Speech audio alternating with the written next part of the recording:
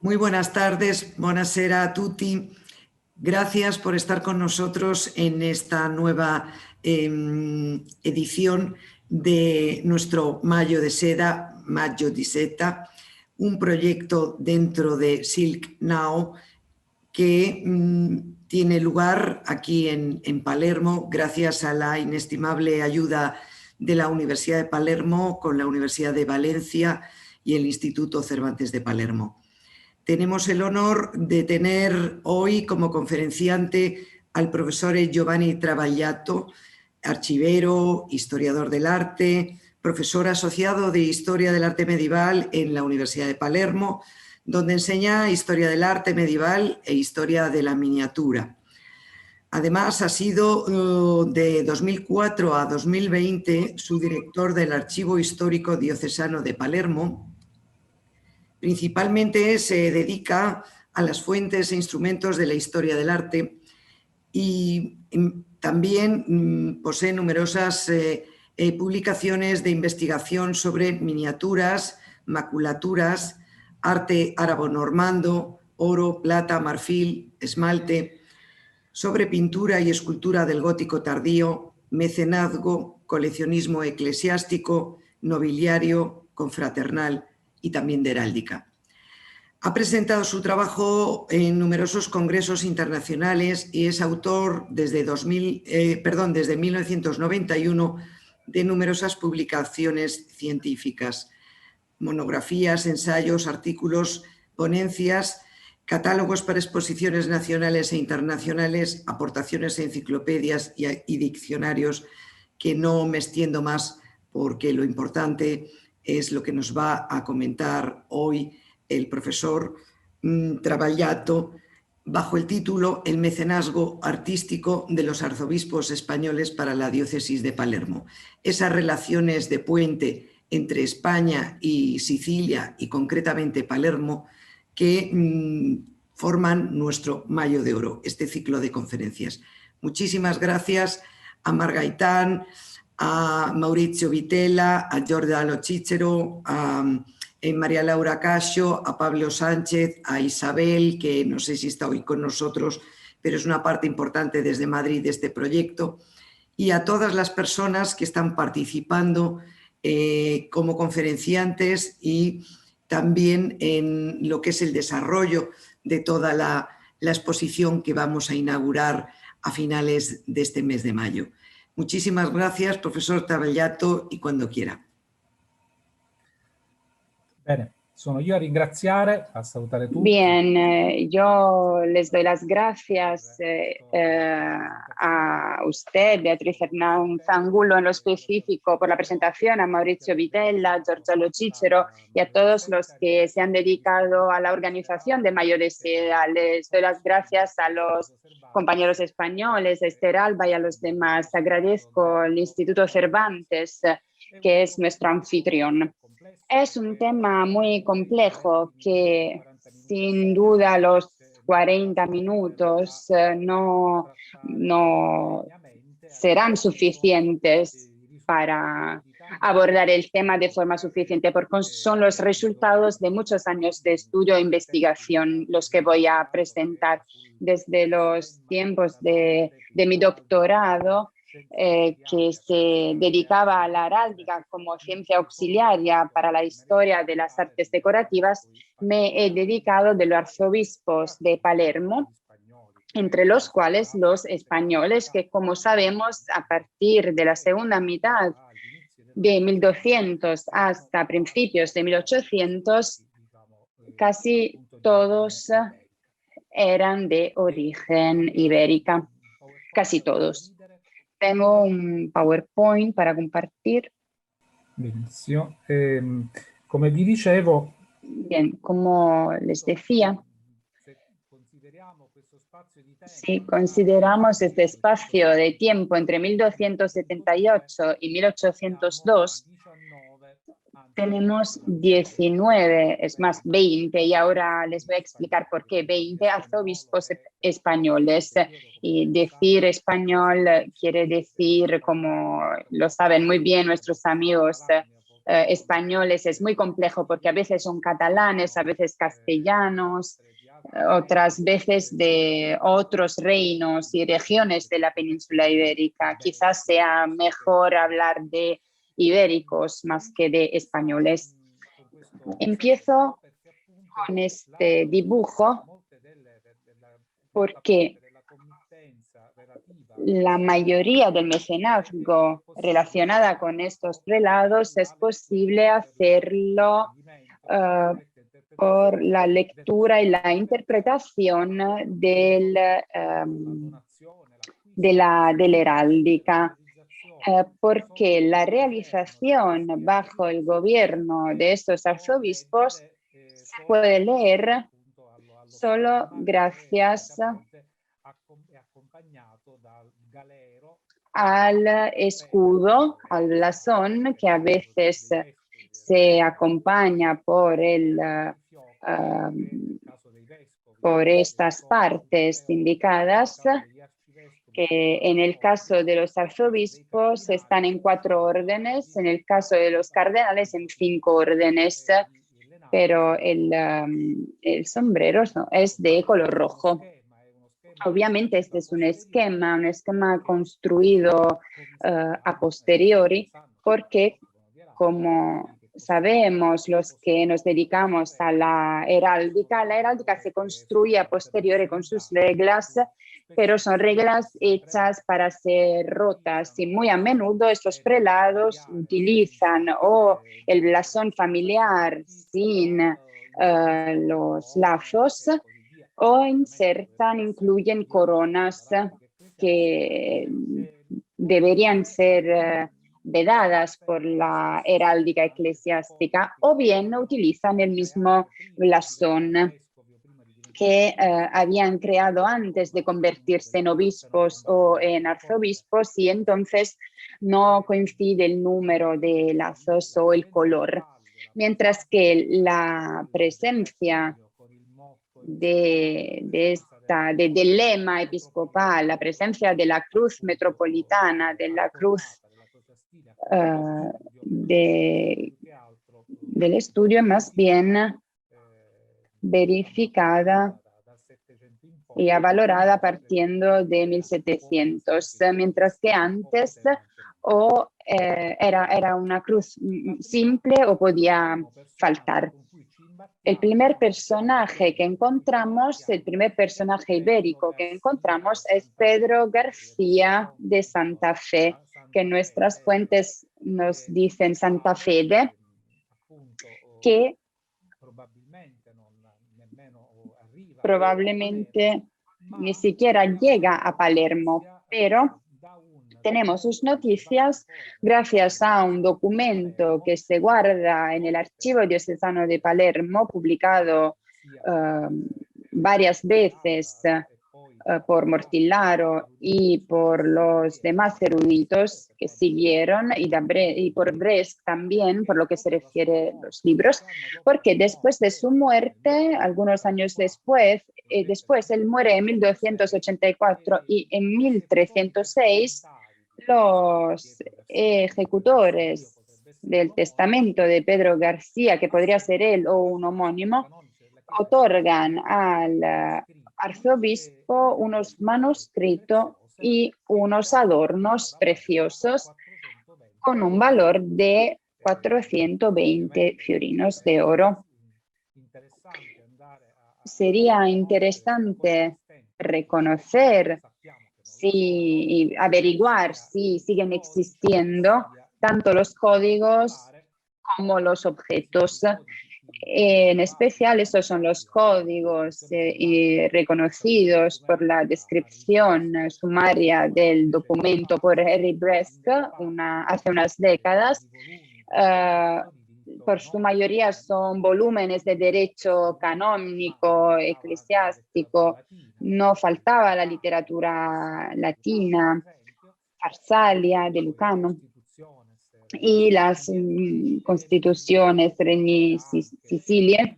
Y también había una Biblia, estamos hablando de una Biblia de la segunda mitad de 1200, podía ser una Biblia miniata, no una Biblia atlántica.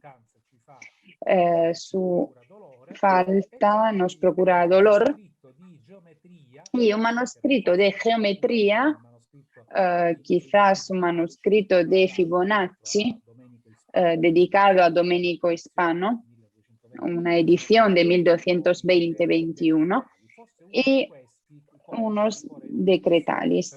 Uno de esos códigos quizás sigue existiendo en los superstites del archivo diocesano, el Lordo Concili. Mientras que es interesante para el proyecto Mayor de Seda, sería la identificación de estos otros objetos preciosos que eran vinculados con el prelado. Esto, por ejemplo, que la capa pluvial, por ejemplo, quedan probablemente los esmaltes bordados en otro ajuar, y esta buculam de aurum, cum lapidibus preciosis, que podría ser un racional, y este año llamado barbanum.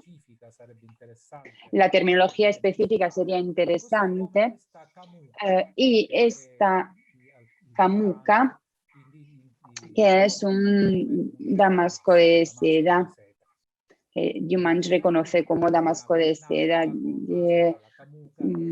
Estas indumentarias de fiesta, una penna, podrían ser plumas, mantum, capas, otros tipos de indumentaria, y una alfombra oriental llamada abracipa, y también una silla, una montura. La fecha podría ser una montura de avorio que los estudios de Marianne Dall'Or nos han entregado entre finales de 1200 y comienzos de 1300. Estos esmaltes, como decía antes, algunos de estos esmaltes han llegado como herencia a la Catedral de Palermo. Podrían ser estos esmaltes con hojas, polilobatos, que se bordaron en el soporte. Y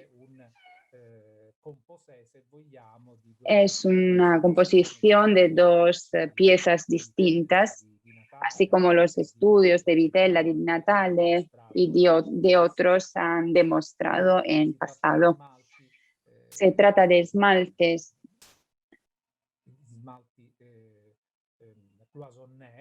de cloisonné, que no son los adornos. El adorno no está directamente al nivel del soporte, de la lámina de plata, y nos acuerdan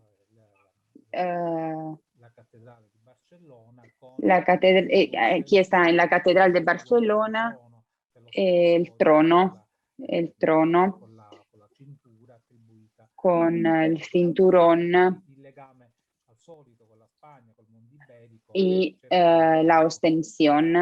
Por lo tanto, la vinculación con el mundo ibérico es muy fuerte. No voy a profundizar el argumento porque sobre los orígenes de estos esmaltes se remonta a Francia o a Sicilia y a la Toscana también. La presencia, los esmaltes de Palermo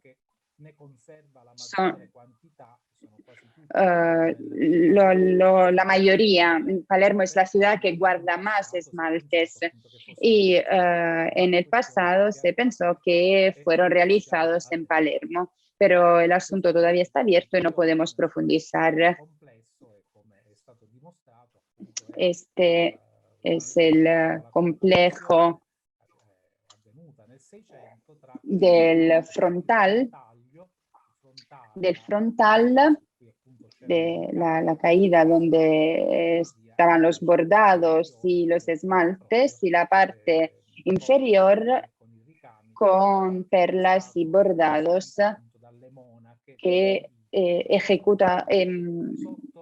llevados a cabo por las monjas del monasterio de San Vito, bajo el gobierno del arzobispo Andrade Castro. A propósito de las actividades del obispo del que hablábamos hace poco, las fuentes eruditas hablaron de la coronación de Constanza II y de Pedro II de Aragón, que al parecer ocurrió en la capilla de la Incoronata, cerca de la Catedral de Palermo. Dos frescos eran testimonios de esto en la misma capilla. En este caso también el arzobispo no estaba y según algunos no estaba presente porque estaba ante el Papa, y según otros estaba en Nápoles en cambio. Pero la historiografía sobre Sicilia, la Sicilia tardomedieval, todavía se ha de escribir, y por lo tanto la única noticia que tenemos y que nos entrega la tradición es que justamente en este fresco se representaban el rey y la reina acompañados por los santos Pedro y Pablo, y que eran coronados por los obispos. Probablemente era el obispo de Cefalù, porque el palermitano no estaba en su sede. Como veis, como ven de las fotos, son fotos de archivo, pero la capilla de la coronación y la lonja de la coronación es más, fue construida después, y aquí, como ven, fueron bombardeadas y fueron damnificadas por los bombardeos de 1861 con la llegada de Garibaldi, y después en el siglo XX, como vemos en la foto debajo. Decía hace poco, en referencia a los esmaltes, llevaba a un obispo importante de unos siglos después, Jaime Palafox y Cardona, arzobispo de Palermo de 1677 a 1684, que en 1684 vuelve a casa porque fue trasladado a Zaragoza, se convierte en arzobispo de Zaragoza, cerca de su pueblo natal, es decir, Ariza, donde muere en 1701. Aquí he puesto un grabado con su retrato en este marco tardobarroco, y en la parte baja el blasón usado por él. Y este es uno de aquellos casos en que el arzobispo no usa el blasón de familia, que es muy complejo y que está aquí, que podemos ver aquí. Este es el blasón de los padres, un cuadripartito, un blasón muy complejo, con Palafox y con Cardona, Prades y así por el estilo. Mientras que él elige un blasón, un escudo con el corazón, y dentro del corazón un crucifijo con las palabras Crucifixus est amor meus. Otra vez, síntoma efectiva de su devoción al crucifijo. Bajo su gobierno, y pido disculpas por las imágenes, por la calidad, bajo su gobierno la catedral se enriquece con altares barrocos y de forma especial con el altar de la Virgen Liberas del Inferno, con este altar proyectado por Paolo Amato y realizado por Malvasta de Pilonia y su equipo, parece que desafortunadamente en fase de restauración de la catedral en la segunda mitad del 1700 se vendió y fue adquirido por el santuario de Gibilmán, de los frailes capuchinos de Gibilmán en Cefalú, y se traslada ahí. Imaginemos que el complejo entero del altar, en lugar de la estatua de la Virgen, se había realizado para la capilla de la Virgen de Benenfermi de la Catedral de Palermo, y esta era la conformación original que podemos ver solo por grabados de la época. Otro personaje emblemático es Alberto o Esberto Gisbert de Villamarí y de Sagarriga, arzobispo de Palermo de 1392 a 1399, que tiene una carrera anterior, primo de la reina Sibilla de Fortià, la cuarta mujer del rey de Aragón, Pedro IV el Ceremonioso, fue canónico de la Catedral de Gerona, rector de Inca, canónico de Urgel y Lérida. El rey Martino, duque de Montblanc, lo sustituyó al arzobispo anterior, a Ludovico Bonito. Es un gobierno muy complejo porque en efecto Ludovico Bonito seguía estando allí. En aquella época había papa y antipapa, obispos y antiobispos, y Ludovico Bonito sigue estando en Palermo, aunque escondido del Palacio Real, y el gobierno de Albert de Villamarí es un gobierno sombra, podemos decir. Se queda hasta 1399 cuando fallece, y será obispo efectivo solo después de la renuncia de Ludovico Bonito. Otro personaje catalán, también vinculado con el rey de los reyes aragoneses, Ramón Ademar o Raimundo Ademaro de Santa Pau. Es una familia que seguirá quedándose en Sicilia y producirá durante siglos un importante mecenazgo, y era hijo del duque Guido y hermano de Hugo y Galcerán de Santa Pau, muy conocido en la historia del Mediterráneo porque armatores presentes en muchos conflictos de la época. Él también, antes de llegar, de obtener la investidura y la consagración de arzobispo de Palermo, había sido canónico de Lérida, en la Catedral de Lérida. Decía antes de los 19 o 20 arzobispos ibéricos. Juan de Procida o de Procida es uno de aquellos que tiende al número 20, porque en el pasado Rocco Pirri y varios estudiosos, eruditos sicilianos que se habían dedicado a la cronología de los arzobispos de Palermo nunca habrían considerado que este Juan de Procida, un apellido italiano si queremos, fuera ibérico, porque hijo de Olfo, gobernador de Cagliari y después de Mallorca, había sido embajador en Sicilia en 1362, se cría y estudia en España, acompaña junto con el padre Urbano V a Aviñón y obtiene una serie de beneficios. Es canónico arcidiácono de Elne, rector del estudio de la Universitas de Perpiñano, canónico de Mallorca, pero no es cura.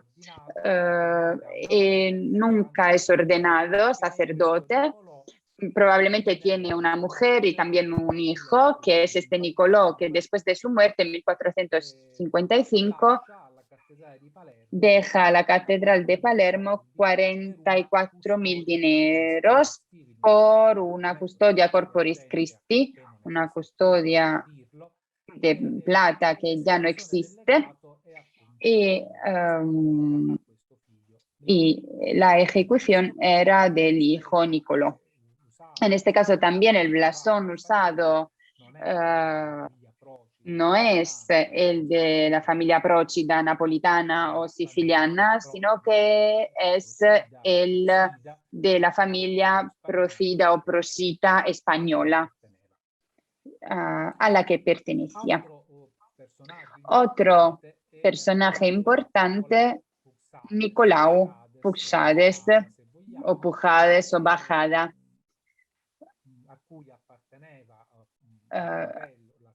a quien pertenecía Guillem, virrey de Sicilia de 1475 a 1477, y también otros personajes eclesiásticos que producirán un importante mecenazgo artístico. Pienso en Santa María dei Greci con sus frescos y también en otros importantes, por ejemplo, el coro de San Francesco en Palermo. Y en algunos lugares está el mismo blasón. Había sido archidiácono de Santa María del Mar y canónigo de la Catedral de Barcelona y presidente de la Generalitat de Cataluña.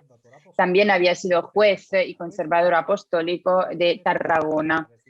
Estos que podrían parecer datos biográficos son importantísimos porque a él se vincula el completamento gótico tardío de la catedral, del ambiente alrededor de la Catedral de Palermo, que ya había empezado con Ubertino de Marinis, Simone Beccarelli, y que había visto la intervención en la fachada meridional sobre el Palacio Arzobispal, y después las nuevas puertas de San Francesco di Castellammare. Por lo que nuestro Nicolò Pujades se dedica al nuevo coro de los canónicos, que sustituía el anterior, en lo específico en los escaños, y para hacer esto produce una revolución del aspecto interior de la catedral y derrumba la pared que dividía la nave central, que impedía la visión del altar central a los fieles. Esta es una reproducción de la Catedral de Palermo, con las posibilidades de acceso a la parte de detrás. Aquí había un cementerio con las tumbas de los reyes, y a la izquierda las tumbas de los arzobispos, cementerio de reyes y cementerio de arzobispos, como dicen las fuentes. Y esta pared permitía solo a los canónicos y al rey y al arzobispo entrar a la zona dedicada, la zona del titulus, porque vinculada con ellos. Este orden se mantiene durante siglos. Aquí, antes de las obras de Fernando Fuga y de los arquitectos Malbuya y así por el estilo, esta pared seguía existiendo, aunque se había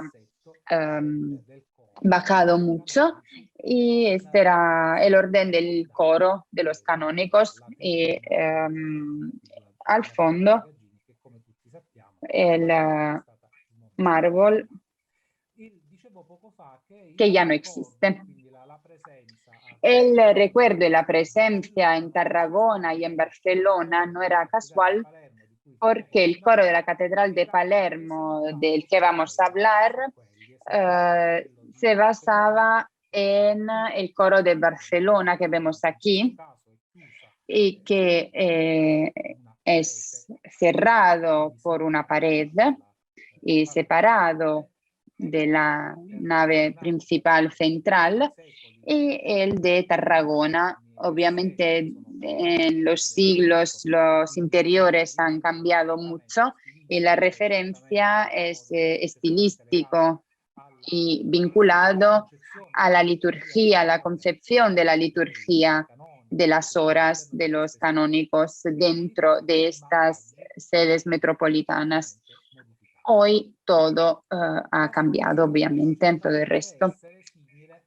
La situación debía de ser parecida a la registrada en la Catedral de Mazara del Vallo, por ejemplo, con una pared, un espacio cerrado, cuadrado, al que se podía acceder a través de este portal frontal, y arriba del ingreso, del acceso, había una cruz pintada, el Cristo muerto y el Agnus Dei con los símbolos de los 4 evangelistas.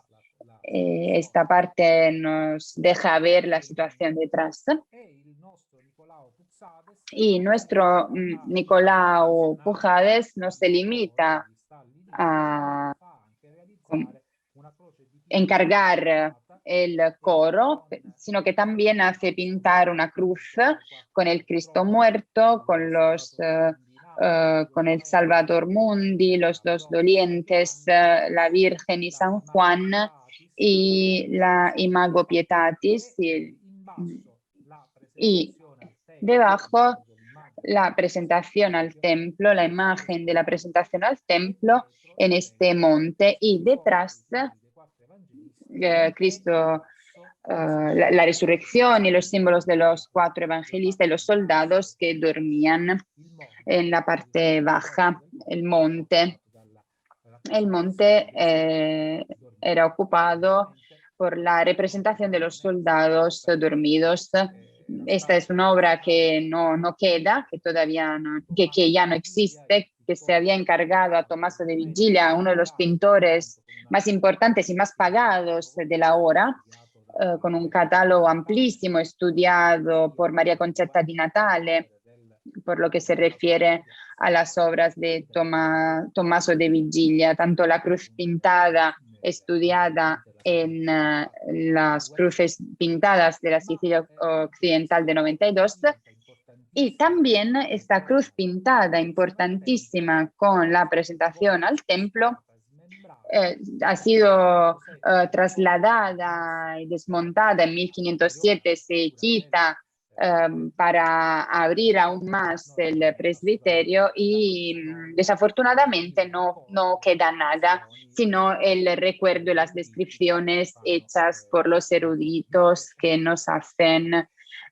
sentir muchísimo esta pérdida. Os voy a enseñar algunas imágenes de este coro, así podemos ver los parecidos con los escaños de Barcelona y Tarragona. El de Barcelona de finales de 1300, en la versión de 1400 por obra de Macià Bonafè en 1456-64, eran unas obras con las que nuestro Pujades conocía bien. Los estudios recientes sobre el coro de madera de la Catedral de Palermo hipotiza que en los 2 años del episcopato de nuestro arzobispo, estamos hablando de 1465 hasta 67, no hubiera sido posible o fácil encargar en Palermo toda esta grande obra. Y este estudio hipotiza que la obra haya sido encargada en Barcelona y haya sido enviada por mar, desmontando las varias piezas. Los pujadas eran armadores, eran mercaderes, tenían posibilidades de comunicarse dentro del Mediterráneo y una vez llegados a Palermo, vueltos a montar y definidos en sus detalles. Les enseño unas imágenes que nos hablan de una obra que tiene un lenguaje gótico tardío, gótico internacional, si queremos, con arquitecturas, con adornos de hojas, con figuras grotescas, que también hablan un lenguaje popular, con enanos, con santos, los apóstoles, los mártires y así por el estilo. En especial, los dos lugares principales, el del arzobispo y el del chanteur, del cantor, son los más ricos, a los que los escultores dedican más atención, prestan más atención. El del arzobispo es cubierto de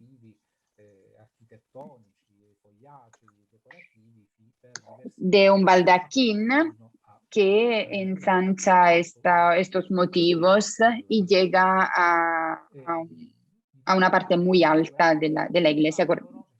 Los dos paneles con figuras que siguen existiendo hoy son la Dormitio Virginis en correspondencia del escaño del arzobispo. Son los últimos que quedan de los varios episodios con escenas del Viejo y Nuevo Testamento que las fuentes nos tramandan. Están en un estado de conservación no optimal, como se puede ver, y por un lado confirman como fuente la miniatura de área barcelonesa, ibérica que circulaban, y por otro lado nos hacen entender que estos grabadores eran muy buenos, los talladores eran muy buenos en la arquitectura y en los decorados, más que en las artes figurativas, más que en las escenas figuradas. Otras imágenes con cabezas de profetas, con ángeles que sujetan blasones, con otras figuras alegóricas o figuras de jovencitos que sujetan arma tristis de la pasión de Cristo u hojas que se vinculan con la pasión de Cristo, que son las hojas de cardo, y figuras de los padres de la iglesia, San Girolamo en este caso, con dragones, con el blasón que no puede faltar de la marama de la catedral, y que es la fábrica de la Catedral de Palermo. Y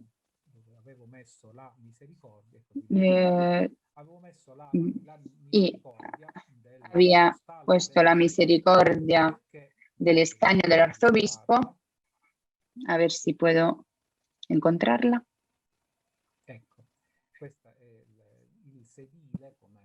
Este es el asiento, como todos saben, que se llama misericordia porque se apoya la parte posterior del cuerpo, y sobre esta misericordia se ponen el blasón del comitente o la fecha o datos de los artífices. La literatura nos cuenta la presencia del blasón sujetado por dos ángeles debajo de esta misericordia, el blasón con el monte y los tres lirios. En realidad, el examen autóptico que se ha llevado a cabo en estos días ha asegurado que ya hace décadas se sustituyó esta misericordia con una más nueva por problemas vinculados con la conservación y no existe ninguna huella de este blasón al que nos referimos.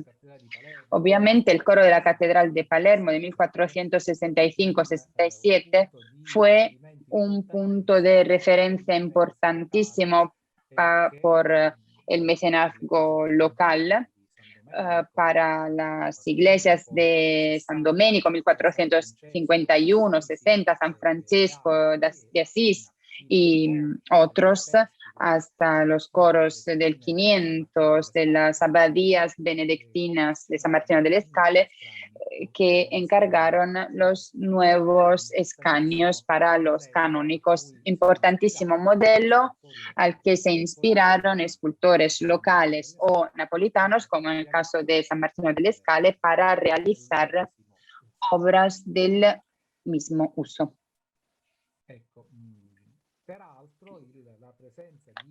La presencia de Sanglada se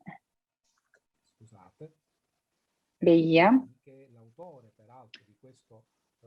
que es el autor de este altar, con todo su complejo decorativo tridimensional pintado de Tarragona, se atestiguaba también en Monreale, gracias a unos estudios que encontraron un documento de encargo por parte del padre, el arzobispo Heralt de Monreale, para un retablo que nunca se realizó para la Catedral de Monreale, que habría sustituido el retablo anterior que estaba en la catedral.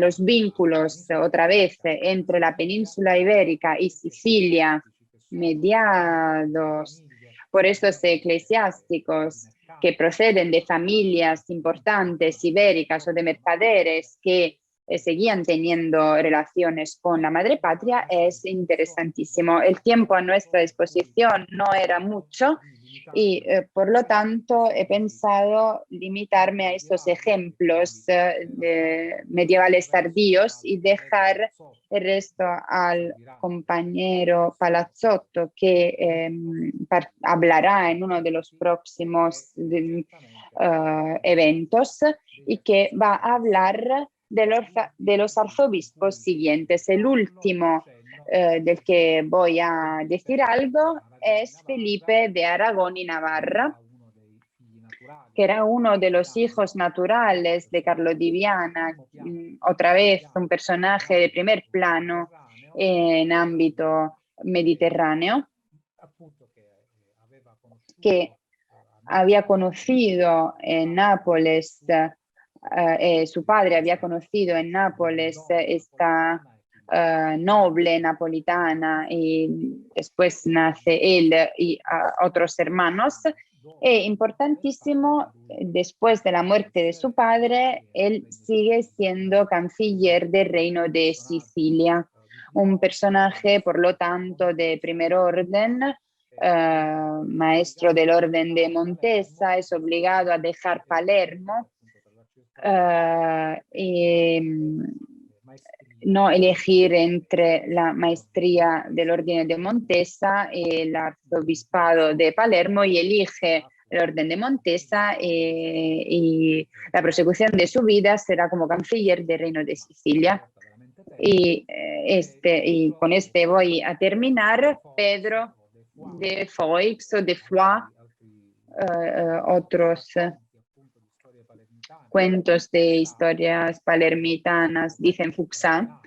En realidad es el cardenal Pedro de Foix, cardenal diácono de los santos Cosma y Damiano. Ahora no participa en el conclave de Inocencio VII, administraba distintas diócesis, entre las cuales Palermo. Hay que hacer una distinción entre administrador y arzobispo. A menudo muchos de estos personajes percibían los ingresos del arzobispado, pero no eran consagrados, no eran ordenados obispos, por lo tanto no eran obispos, o bien solo eran elegidos obispos, nunca ordenados. Al mismo tiempo, muestra sus caras contemporáneas, es administrador de Bayón, de Palermo, de Malta, y a la vez cardenal diácono que murió en Roma en 1490, el año después la renuncia a Palermo, y está enterrado en San Trifone, una iglesia que fue destruida. Estos son los que quedan, los arzobispos que quedan,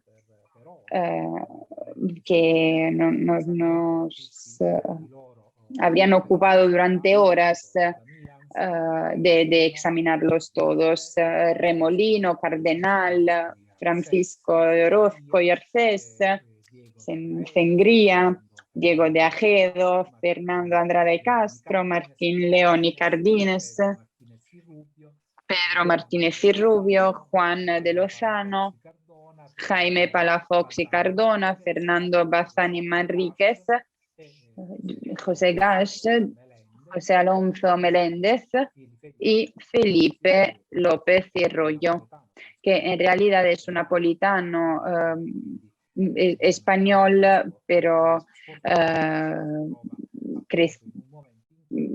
vivido en Nápoles, muy desafortunado porque no se encuentra en se encuentra en un momento en que la diócesis de Palermo había echado a muchos y la mayoría de su vida pasa en Nápoles.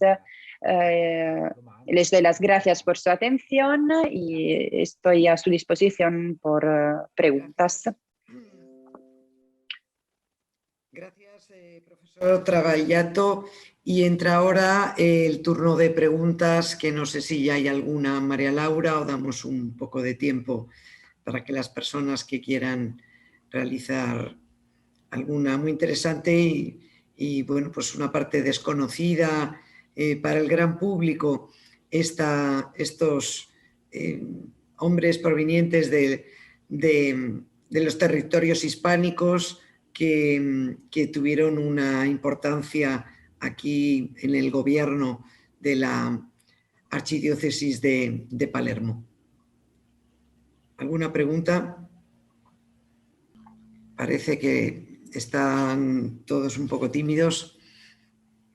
No sé si el profesor Travagliato quiere hacer alguna conclusión que pueda servir también de enlace con las próximas conferencias que continúen con la línea de trabajo que has puesto en esta exposición. Sì, io spero i risultati ovviamente Sí, potrebbero... pero yo espero que los resultados puedan confluir en un tratado en 10 volúmenes, porque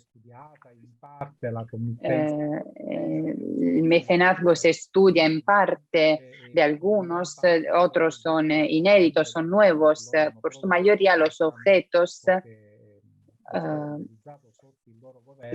lo que se ha realizado bajo su gobierno ha desaparecido por los cambios estilísticos en el caso de la catedral o en el caso de otras iglesias de la diócesis de Palermo.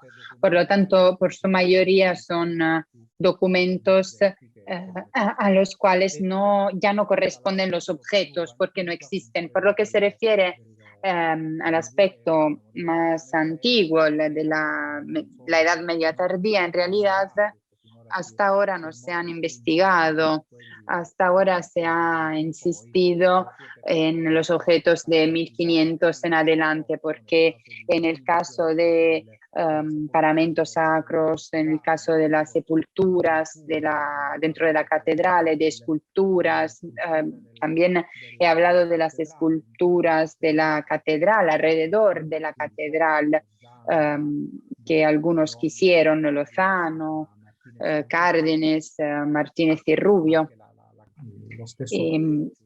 También el mismo Palacio Arzobispal.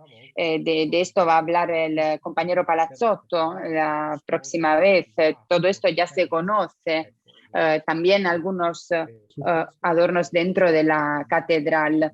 Y sobre esto ya se ha insistido, hay documentos y por suerte hay obras también. Espero poderme centrar en un futuro en lo que queda de la época medieval, porque por lo específico de mi sector científico. Pues si no tenemos preguntas, aquí veo que está entrando una, ¿no, María Laura? Sì, allora Giuseppe Randazzo ci chiede se esistevano dei legami. Giuseppe Randazzo pregunta si existían vínculos entre los arzobispos y Roma. Como decía hace poco, la vinculación según las épocas es muy complejo, porque por lo que se refiere, por ejemplo, a la Edad Media, el siglo XIV en especial, tenemos el papato y el antipapato, el papa de Roma y el papa de Aviñón, a veces tres distintos papas. Uno de estos papas, Papa Luna, era español y claro que los vínculos eran con él más que con el papa legítimo. Las relaciones con Roma existían sin duda y eran constantes con el papa del momento, y las modas estilísticas podían proceder de Roma, de Nápoles también. Eran personajes, los arzobispos de Palermo, muy a menudo cancilleres del reino, presidentes del reino, por lo que a menudo estaban en las embajadas por cuenta del rey o del virrey. Pensaban en su diócesis palermitana y a menudo podía pasar que adquirieran los objetos o que entraran en contacto con el mundo napolitano o romano. Poi c'è un'altra domanda da parte di Sergio Sanchez che ci chiede se in generale gli arcivescovi di cui lei ha parlato, Que nos pide, si nos pregunta Sergio Sánchez si en general los arzobispos que ha mencionado, los del listado final, fueron ascendidos a otras sedes o acabaron aquí. En algunos encuentros el profesor D'Avenia decía que muchos de estos arzobispos utilizaban Palermo como un momento de paso. Tenían una carrera menor en las órdenes menores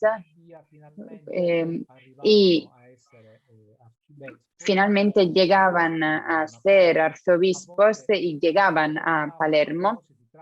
A veces gobernaban la diócesis a través de legados o de representantes legales que comunicaban a la distancia a través de cartas que existen el gobierno de la diócesis, y algunos nunca venían. Hay arzobispos que obtienen este encargo a los 15, a los 14, a los 17 años y mientras tanto hacen otras cosas totalmente distintas. Hay arzobispos como Juan de Carondelet, que hemos nombrado, que está en Flandes, y fue arzobispo durante 30 años, pero en realidad se dedica a otras cosas completamente distintas. Está en el Consejo del Emperador, en el Consejo de Flandes, pero no piensa ni de lejos en su diócesis, no envía ni una obra, las ornamenta y vestimenta, como dice en su testamento, no llegan a Palermo.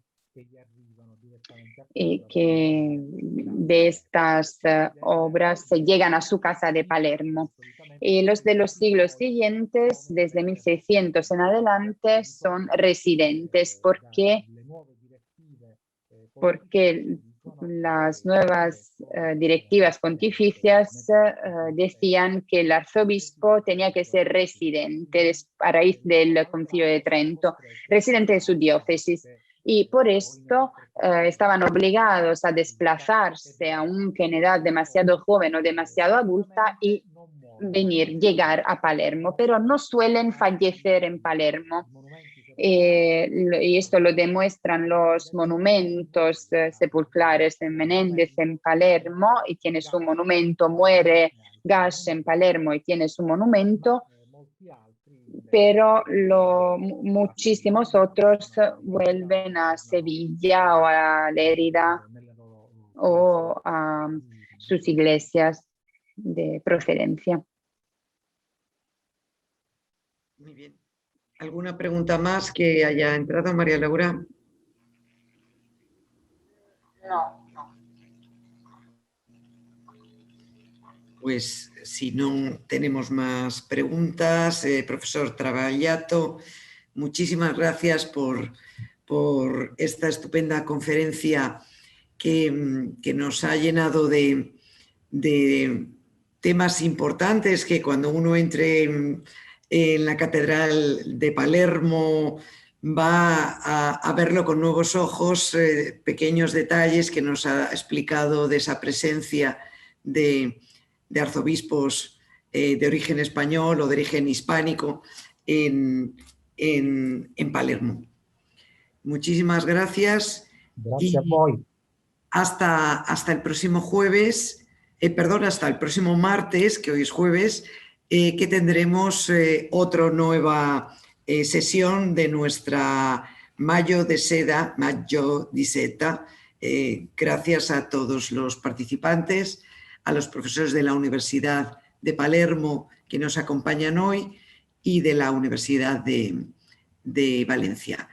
Y nada, María Laura, muchas gracias como siempre para que, gracias a tu ayuda, todo esto funciona fenomenal. Hoy no hemos tenido intrusos que no estaban interesados en el mundo del arte y ha sido pues, muy plácida esta sesión. Hasta el próximo martes, buen fin de semana y gracias a todos.